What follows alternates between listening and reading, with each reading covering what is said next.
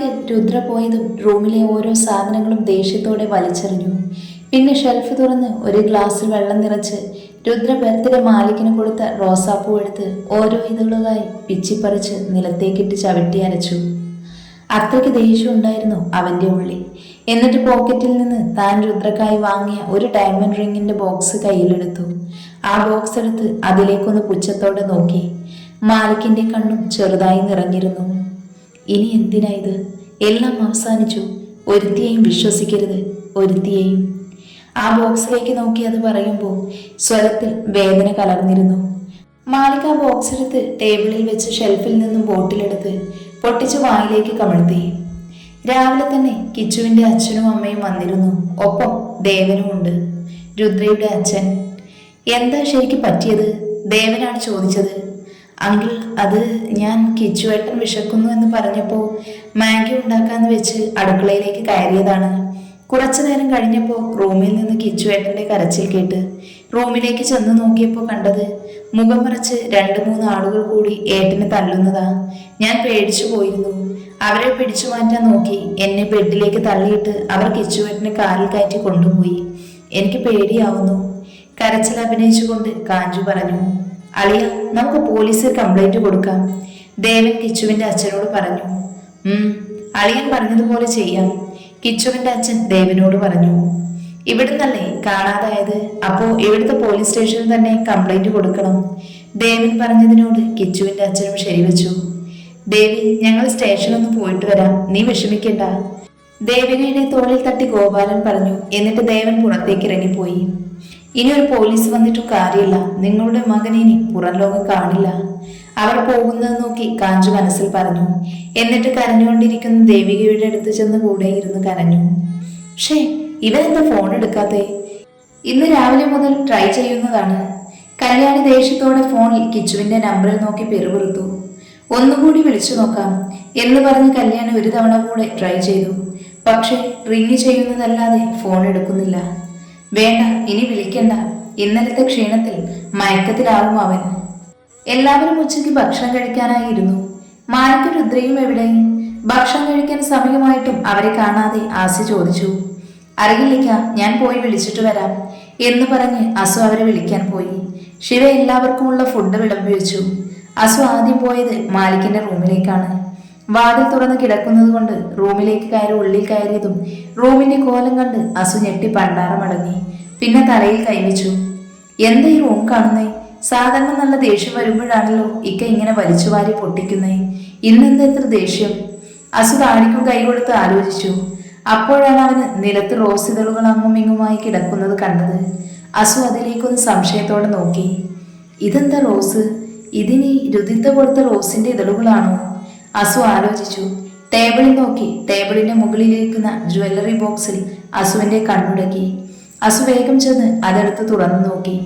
അതിലെ diamond ring കണ്ട് അവന്റെ കണ്ണ് തള്ളി.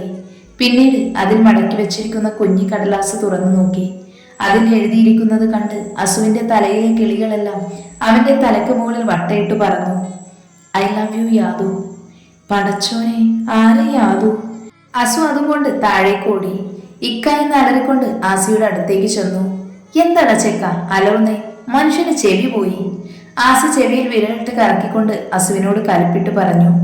ഓ, ഈ മനുഷ്യൻ! എടോ, ഇതല്ല ഇപ്പൊ ഇവിടുത്തെ പ്രശ്നം, ഇത് നോക്കിയേ. അസു ആ പേപ്പർ ആസിയുടെ കയ്യിൽ കൊടുത്തു. I love you Yadu. Asi ഇത് വായിച്ച് അസുവിനെ നോക്കി കണ്ണുരുട്ടി. എന്നെന്തിനാ ഇങ്ങനെ കണ്ണുരുട്ടി നോക്കുന്നേ? സത്യം പറയടാ, ഇത് നീ ആർക്ക് എഴുതിയതാ? സത്യം പറഞ്ഞോ? ആസി ചോദിച്ചത് കേട്ട് അസു കണ്ണും മിഴിച്ച് ആസിയെ നോക്കി. ദേ കിളവ, അനാവശ്യം പറയില്ലേ. ഇത് ഞാൻ എഴുതിയതല്ല, മാലിക് എഴുതിയതാ. ഇക്കാന്റെ റൂമിൽ നിന്ന് കിട്ടിയതാണ്. ഇതിന്റെ ഒപ്പം ഒരു ഡയമണ്ട് റിങ് കൂടെ ഉണ്ടായിരുന്നു. അസു പറഞ്ഞതും ആസിയുടെ ചുണ്ടിൽ ചിരി വിരിഞ്ഞു. അസു സംശയത്തോടെ നോക്കി. എന്താ ആസിക്ക ഇത്? ആസിയുടെ അടുത്തിരിക്കുന്ന ശിവ ആ പേപ്പർ കൈക്കലാക്കി വായിച്ചു നോക്കി. എന്നിട്ട് സംശയത്തോടെ ആസിയെ നോക്കി. ആസി അപ്പോഴും ചിരിച്ചുകൊണ്ട് തന്നെ നിൽക്കുവാണ്. ഇക്ക, എന്ത് ചിരിക്കുന്നേ? നിങ്ങൾക്ക് ആ യാദു ആരാ എന്ന് മനസ്സിലായോ?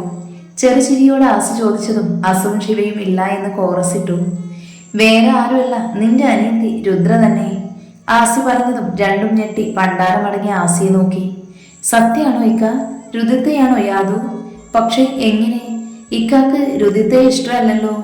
അസു സംശയത്തോടെ ചോദിച്ചു. അതിന് ശരിവെച്ച ശിവയും ആസി രണ്ടുപേരെയും നോക്കി പുഞ്ചിരിച്ചു. മാലിക്കിന്റെ റൂമിന്റെ ഇപ്പോഴത്തെ അവസ്ഥ എന്താ അസു? പൊട്ടലും ചീറ്റലൊക്കെ ഉണ്ടായിട്ടുണ്ടോ? ആസി ചോദിച്ചു. ഉണ്ട്. മാലിക്കിന്റെ റൂം മുഴുവൻ അലങ്കോലമായി കിടക്കുക. പിന്നെ ബർത്ത്ഡേക്ക് രുദിത്ത കൊടുത്ത റോസാണ് എന്ന് തോന്നുന്നു. വലിച്ചു വലിച്ചിട്ട് അരച്ചു വെച്ചിട്ടുണ്ട് തറയിലെല്ലാം, അസു പറഞ്ഞു. അപ്പോ ഞാൻ വിചാരിച്ച പോലെ തന്നെയാ കാര്യം. എന്റെ അനിയന്റെ മനസ്സിൽ രുദ്രമുണ്ട്. മാലിക്കിന്റെ മനസ്സറിയാൻ വേണ്ടിയാണ് ഞാൻ വിഘ്നേഷിനെ വെച്ച് ഇങ്ങനെ ഒരു കളി കളിച്ചത്. ഒറ്റ കണ്ണിറക്കിക്കൊണ്ട് ആസി പറഞ്ഞതും രണ്ടുപേരും ആസിയെ സംശയത്തോടെ നോക്കി.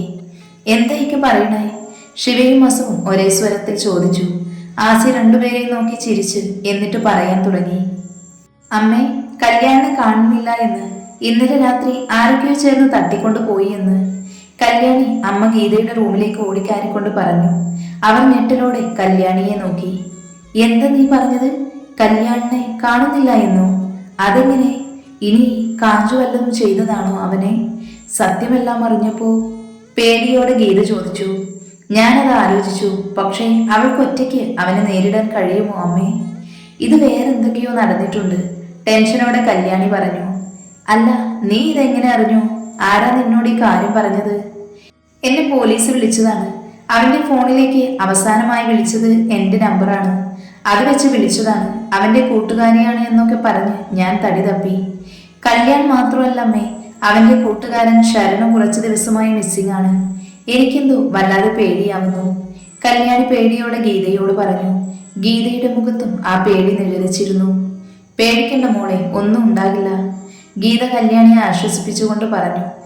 അപ്പോഴും അവരുടെ മുഖത്ത് പേടി തെളിഞ്ഞു കാണാമായിരുന്നു. ഇന്നിവിടെ ഒരു ചെറിയ നാടകമാണ് അരങ്ങേറിയത്. മാലിക്കിന്റെ മനസ്സറിയാനുള്ള നാടകം. അതിലെന്തായാലും വിജയിച്ചു. ആസി പറഞ്ഞതും ശിവയും അസുവും സംശയത്തോടെ നെറ്റിച്ചുളിച്ചു. ഒന്ന് തെളിച്ചു പറയുമല്ലേ പെണ്ണെ. എനിക്കുറപ്പായിരുന്നു മാലിക്കിന് രുദ്രയെ ഇഷ്ടമാണ് എന്ന്. അതുകൊണ്ട് തന്നെയാ ഞാൻ രുദ്രയോട് ധൈര്യമായി അവനെ പ്രപ്പോസ് ചെയ്തോണം പറഞ്ഞത്. പക്ഷേ ഞാൻ വിചാരിച്ചൊരു റിയാക്ഷനല്ല മാലിക്കിൽ നിന്നുണ്ടായത്. അവൻ രുദ്രയെ തല്ലുമെന്ന് ഒന്നും ഞാൻ വിചാരിച്ചില്ല. അത് ചോദിക്കാനാണ് ഞാൻ അവന്റെ റൂമിലേക്ക് ചെന്നത്. പക്ഷേ അവന് റൂം തുറന്നില്ല. പിറ്റേ ദിവസമാണ് അവനെ ഇവിടെയും കാണാനുമില്ല. അപ്പോഴാണ് എന്റെ മുന്നിൽ ഒരു ബുദ്ധി തെളിഞ്ഞത്. മാലിക്കിന്റെ ഉള്ളിൽ പൊസസീവ്നെസ് വളരണമെന്ന്. അതിനാണ് ഞാൻ വിഘ്നേഷിനെ വിളിച്ച് രുദ്രയെ പെണ്ണ് കാണാൻ വരുന്നതായി ഒന്ന് അഭിനയിക്കണമെന്ന് പറഞ്ഞത്. ഒപ്പം മാലിയെയും വിളിച്ചു നാളെ രാവിലെ ഇവിടെ ഉണ്ടാകണമെന്ന് പറഞ്ഞു. കറക്റ്റ് ടൈം അവന് കയറി വന്നത്. അതുകൊണ്ട് എല്ലാം കണ്ടു. ചെക്കൻ നല്ല ദേഷ്യം വന്നിട്ടുണ്ട്. ആസി പറഞ്ഞു നിർത്തിയതും ശിവയും അസുവും വായും പൊളിച്ച് ആസിയെ നോക്കി. ആസി രണ്ടുപേരെയും കണ്ണിറുക്കി കാണിച്ചു. പക്ഷെ മാലിക് എന്തിനാന്ന് അവളോട് ഇത്രയ്ക്ക് ദേഷ്യപ്പെട്ടത് എന്നാണ് എനിക്ക് മനസ്സിലാവാത്തേ. അപ്പോ ഇങ്ങനെയൊക്കെ നടന്നല്ലേ? ഒരു വാക്ക് ഞങ്ങളോട് പറയായിരുന്നില്ലേ ദുഷ്ട? മനഃപൂർവ്വം പറയാതെ ഇരുന്നതല്ലേ? നിങ്ങൾക്ക് അഭിനയിക്കാൻ അറിയത്തില്ല, അതാ. ആസി പറഞ്ഞതും രണ്ടുപേരും ആസിയെ പുച്ഛിച്ചു. അതൊക്കെ പോട്ടെ, ഇനി എന്താ പ്ലാന്? രണ്ടിനെയും കെട്ടിക്കണ്ടേ? ശിവയാണത് പറഞ്ഞത്. വേണം. അതിനു മുന്നേ അവന് തന്നെ അവളോട് ഇഷ്ടം പറയട്ടെ. അതുവരെ നമുക്ക് കാത്തിരിക്കാം. ആസി പറഞ്ഞതിനോട് ശിവയും അസുവും യോജിച്ചു. അപ്പൊ മോന് ഈ കത്ത് കിട്ടിയടുത്ത് തന്നെ കൊണ്ടുവച്ചേക്ക്. എന്നിട്ട് അവരെ വിളിച്ചു വാ, എനിക്ക് വിശക്കുന്നുണ്ട്, ആസി പറഞ്ഞു. രുദ്രത്തെ വിളിക്കാം, മാലിക്ക് വെള്ളം അടിച്ചു കൂസായി കിടക്കുക എന്ന് പറഞ്ഞ് അസു മുകളിലേക്ക് ചെന്നു. ടേബിളിലിരിക്കുന്ന ആ ബോക്സ് എടുത്ത് അതിൽ ആ കത്തിയിട്ട് രുദ്രയുടെ റൂമിലേക്ക് ചെന്ന് മുട്ടി വിളിച്ചു. ഇത്താ വാ, ഫുഡ് കഴിക്കാം. അസു വിളിച്ചു പോവി. ഉറക്കമായിരുന്നു രുദ്ര. കണ്ണുകൾ മെല്ലെ തിരുമ്മി തുറന്നു. ഞാൻ ഇപ്പോൾ വരാം അസു, നീ പൊക്കോ. രുദ്ര വിളിച്ചു പറഞ്ഞതും അസു ഓക്കെ പറഞ്ഞ് താഴേക്ക് ചെന്നു. രുദ്ര എഴുന്നേറ്റ് ബാത്റൂമിലേക്ക് ചെന്ന് ടാപ്പ് തുറന്ന് വെള്ളം കയ്യിലെടുത്ത് മുഖത്തേക്കൊഴിച്ചു. മുഖം ടർക്കി കൊണ്ട് തുടച്ച് താഴേക്ക് ചെന്നു. കണ്ണെല്ലാം ചുവന്നിരുന്നത് കണ്ട് എല്ലാവർക്കും അവൾ കരഞ്ഞു എന്ന് മനസ്സിലായി. എന്നാലും അവർ ഒന്നും അവളോട് ചോദിക്കാൻ പോയില്ല. രുദ്ര വേഗം ഭക്ഷണം കഴിച്ച് ഒന്നും മിണ്ടാതെ റൂമിലേക്ക് തന്നെ പോയി. പാവം, നല്ല വിഷമമുണ്ട്, ശിവ വിഷമത്തോടെ ആസിയോട് പറഞ്ഞു. അധികം നാളിൽ ശിവ ഈ വിഷമം, ആസി ശിവയെ സമാധാനിപ്പിച്ചുകൊണ്ട് പറഞ്ഞു. ഒരു 4 മണിക്കോ ആയപ്പോൾ മാലിക് എഴുന്നേറ്റ് വെളിയിലേക്ക് പോയി. രുദ്ര ഒന്നും മിണ്ടാതെ റൂമിൽ ഒറ്റയിരിപ്പ്. മാലിക് പറഞ്ഞ ഓരോ വാക്കും രുദ്രയുടെ കാതിലേക്ക് പിന്നെയും പിന്നെയും മുഴങ്ങിക്കേട്ടു. എന്നെ കാണുന്നത് പോലും വെറുപ്പാണ് ആദുക്കാക്ക്. ഇനിയും ഇവിടെ ഇങ്ങനെ കടിച്ചു തൂങ്ങണോ? രുദ്ര തൻ്റെ മനസ്സിനോട് ചോദിച്ചു. അല്ല, ആദ്യമൊക്കെ സന്തോഷമായിരുന്നാൽ മതി, അതിന് ഞാനൊരു തടസ്സം തന്നെയാണ്. രുദ്ര മനസ്സിൽ കണക്ക് കൂട്ടി. രാത്രി ഭക്ഷണം കഴിക്കാനും മാലിക്കുണ്ടായില്ല. രുദ്ര ഭക്ഷണം കഴിച്ചു കഴിഞ്ഞതും TV കണ്ടുകൊണ്ടിരിക്കുന്ന ശിവയുടെയും ആസിയുടെയും അടുത്ത് ചെന്നിരുന്നു. കുറച്ചുനേരം അവരെ രണ്ടുപേരെയും തന്നെ നോക്കിയിരുന്നു. രുദ്ര നോക്കുന്നതറിഞ്ഞതും രണ്ടുപേരും പുരികം പൊക്കി എന്താണെന്ന് ചോദിച്ചു. രുദ്ര ഒന്നുമില്ല എന്ന പോലെ രണ്ട് ഭാഗത്തേക്ക് തല ചലിപ്പിച്ചു. എന്നിട്ട് അവിടെ നിന്ന് എഴുന്നേറ്റ് പോയി. രുദ്ര പോയത് അസുവിന്റെ റൂമിലേക്കാണ്. അവൻ ഉറങ്ങിയിരുന്നു. രുദ്ര അവന്റെ അടുത്ത് ചെന്നിരുന്ന് അവന്റെ തലയിലൊന്ന് തഴുകി. പിന്നീട് എഴുന്നേറ്റ് ബാൽക്കണിയിൽ ചെന്ന് നിന്നു. മാലിക്കിന്റെ ജീപ്പ് താഴെ വന്ന് നിന്നതും രുദ്ര റൂമിലേക്ക് ഓടിക്കയറി. പിറ്റേന്ന് ഇത്താ, അസു കരഞ്ഞുകൊണ്ട് അടുക്കളയിൽ പണിയിൽ മുഴുകിയ ശിവയുടെ അടുത്തേക്ക് ചെന്നു. ശിവ അസു കരയുന്നത് കണ്ട് പേടിയോടെ കാര്യം തിരക്കി. അസു ഒരു കത്ത് ശിവയുടെ കയ്യിൽ വെച്ചു കൊടുത്തു. ഇനി എന്നെ ആരും അന്വേഷിക്കണ്ട, ഞാൻ പോകുക എന്ന് രുദ്ര. ശിവയുടെ കയ്യിൽ നിന്ന് ആ പേപ്പർ നിലത്തേക്ക് ഊർന്നു വീണു.